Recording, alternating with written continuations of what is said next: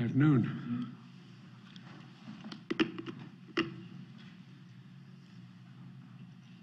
Ready, get set, go? Well, good afternoon. Earlier this year, because of Putin's invasion of Ukraine, the price of oil and gas increased dramatically. And I acted decisively at the time, and thanks in part to those actions, the price of our gas has fallen 30% from the summer highs. Now, it's down about $1.15 a gallon from their peak during the summer.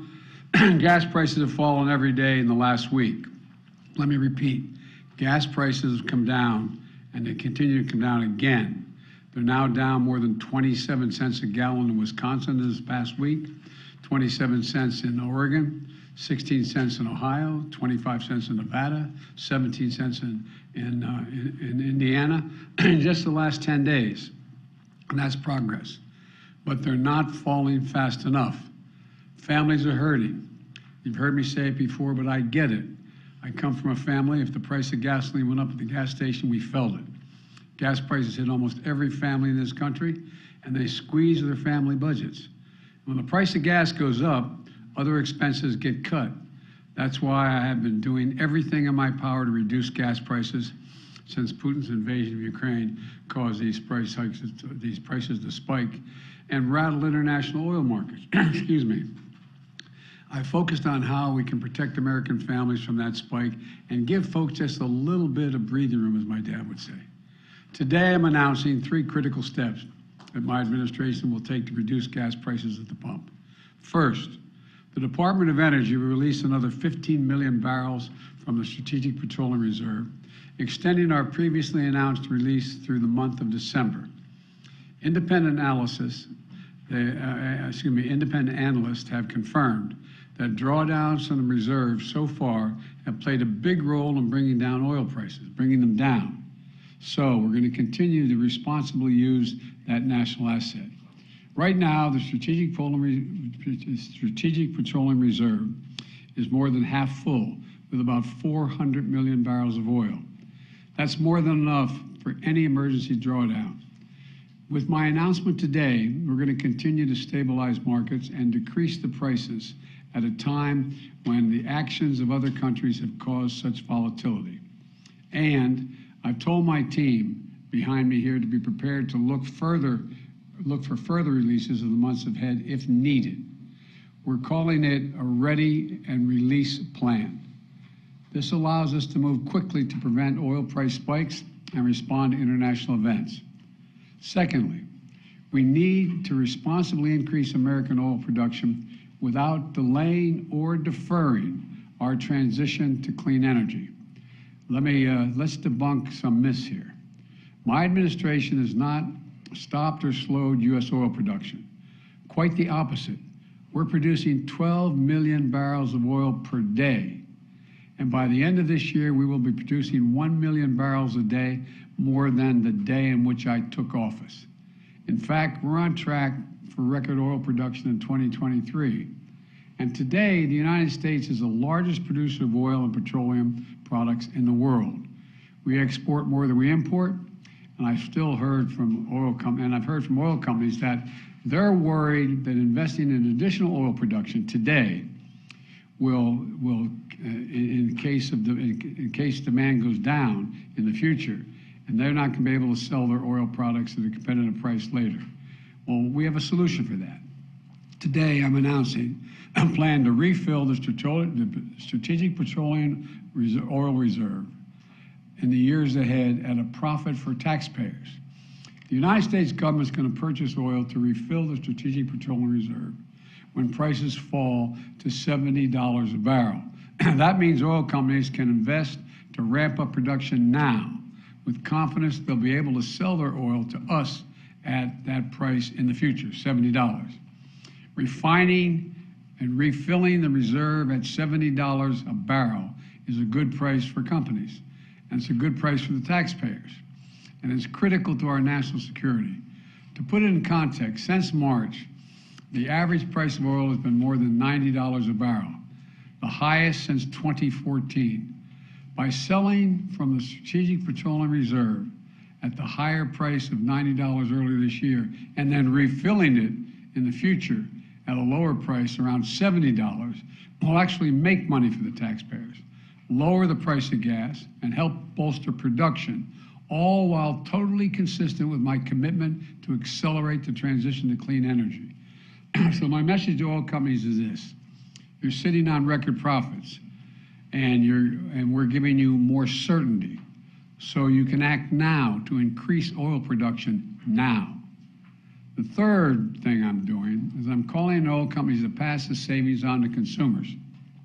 Consider this: in the second quarter of this year, profits at 6 of the largest producers, publicly traded oil companies, were more than $70 billion. That's $70 billion in just one quarter, 90 days, $70 billion. So far, American oil companies are using that windfall, the windfall of profits, to buy back their own stock, passing that money on to their shareholders, not to consumers. In fact, in the first half of the year, those same companies spent $20 billion buying back their own stock, and most importantly, buying back the most significant buyback in the last almost a decade. That's great if you own a lot of stock in an oil company, or if you're an executive in an oil company. Puts a lot of money in your pocket. That is how you get paid. But it's not the case for the vast majority of Americans paying at the pump. Here's another thing. When the cost of oil comes down, we should see the price of the gas station at the pump come down as well. That's how it's supposed to work. But that's not what's happening. In the past 2 weeks, the price of oil has fallen $4 a barrel. And you think, and thanks in large part to the steps we've taken this year, the price of oil has fallen nearly $40 a barrel since mid-June. That's a 30% drop in the price of a barrel of oil. But guess what? Gas prices haven't fallen that much. And it's not right. Gas prices at the pump should be lower. In fact, if retailers and refiners were earning the average profit they've made over the last 17 years, Americans would be paying at least 60 cents less per gallon for every gallon they buy. Say it again, 60 cents less for every gallon they buy. That makes a big difference in a family.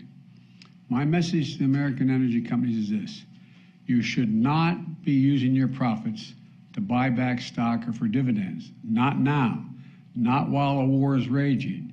You should be using these record-breaking profits to increase production and refining. Invest in America for the American people.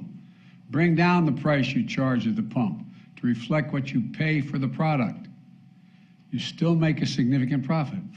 Your shareholders will still do very well, and the American people will catch a break they deserve and get a fair price at the pump as well. One more thing I want to mention today. Our country needs to pass permitting reform to accelerate the development of clean energy. Right now, the process of getting clean energy projects approved is too cumbersome and too time-consuming. So I'm asking the Congress, pass a permitting bill to speed up the approval of all kinds of energy production, from wind to solar to clean hydrogen, because we need to get this moving now, quickly, now. It would take, if we do this, it would take historic clean energy investments that I signed into law and put them into action. In fact, one independent analysis has already estimated that the $369 billion we're making in federal investment that will generate, if we just that, will generate $1.7 trillion in total public and private investments in the years ahead. You can increase oil and gas production now while still moving full speed ahead to accelerate our transition to clean energy. That way we can lower energy costs for American families, enhance our national security at a very difficult moment. Let me close with this. I know it's been a rough 4 or 5 years for the country. For a lot of families, things are still tough. The choices made by other countries are affecting the price of gas here at home. That's why I've been acting so aggressively.